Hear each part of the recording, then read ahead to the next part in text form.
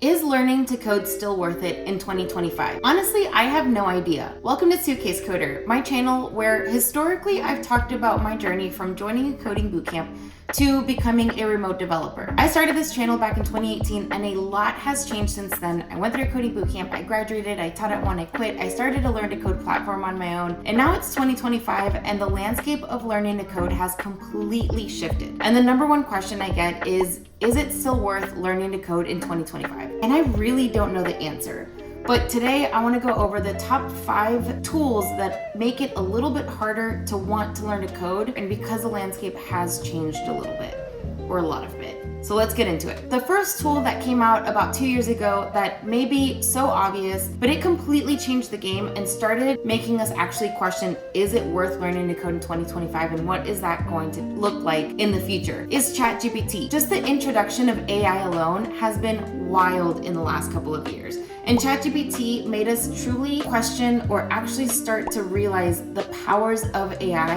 And you know better than I do that in the last 2 years, AI has only gotten better. So ChatGPT is not only just an introduction to AI, it's something that everybody's comfortable with, but it's also a really great tool for coding. Will it code everything perfectly? No, probably not. Actually, no, definitely not, because it still requires a lot of user input, user knowledge as to what it is that you're prompting, what problem are you trying to solve, what are you troubleshooting. But it's going to be a lot harder than just prompting it with something and expecting a full-fledged app at the end of your chat. So that's one that I wanted to get out of the way. The second tool that I think really changed the game for us was lovable.dev. If you haven't heard of this yet, it is an app that basically creates front-end websites with just a prompt. So ChatGPT was great for asking questions and it continues to grow and be amazing at troubleshooting, but lovable.dev was the first time, at least, that I noticed that you can type something into a prompt and it builds out a front-end website for you. Something very similar to lovable.dev, but slightly different that I have been playing with a little bit recently is called Base 44. Did I get into it because I saw a lot of ads for it? Yes, their marketing is working. It's actually been really interesting to see because this is a tool that lets you prompt your idea for an application and it actually spits out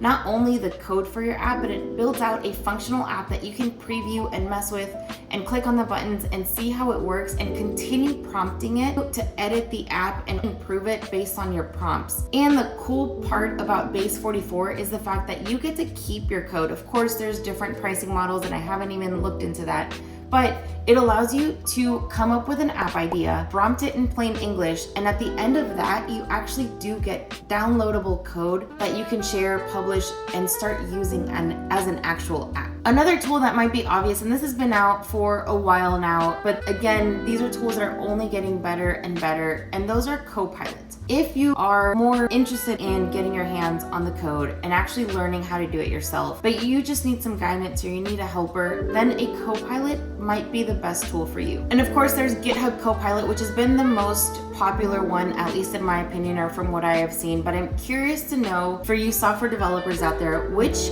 Copilot do you use most often and what are you using it for? What I'm assuming a lot of the Copilots are used for is for somebody who actually has the skills of coding already under their belt. And then last but not least, there's vibe coding. Vibe coding, if you haven't heard, is using these types of tools to help you code 90% of the way there, or at least get you to an MVP stage of an app or a website, and let you or somebody who is an expert developer help you out the remaining 10%. And that is something that is becoming also very popular. So those are just the tools that are making us question whether or not learning to code is still worth it in 2025. However, there are a few other factors that's making us doubt whether we should learn to code or not. One of them is obviously the market. There have been layoffs for the past couple of years, and getting a job right now is really tough. If you've been looking for jobs, whether you graduated from a coding bootcamp or you're trying to change careers into tech, you know more than anybody else that it is tough. And so that's obviously something that makes us kind of question whether you should invest time and money in learning to code if it's not a guaranteed job like it was a couple of years ago. And then the last thing is the way people learn to code is totally changing. However, if you like problem solving and doing it in a creative way, or you like being in the tech industry, then I do think learning to code is still worth it, but the way that you go about it is very different. So